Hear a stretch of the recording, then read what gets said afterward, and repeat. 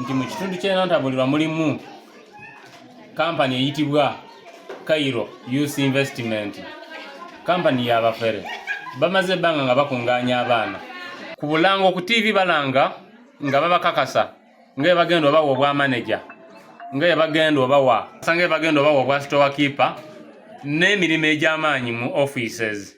Babajjako sente, bwe bamala omujjako sente ne bamujjako n'essimu ne babasibira mu kikomera. Bw'otuuka wano eno ne bakugamba nti simanyi osooka mu training gye bakusoosaamu yakutambuza plastic, ne bakuteeka eyo bakuwa kyanca kyokka, ekyenkya bakuwa buugi, tekubeera kintu kyonna, tebakuwa kyamisana.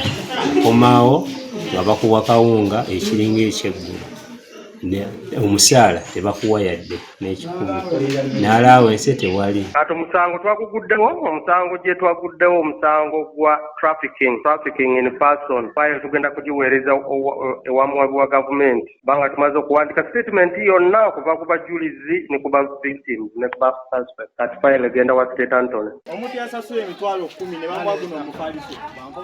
Download the app on App Store or Google Play Store now.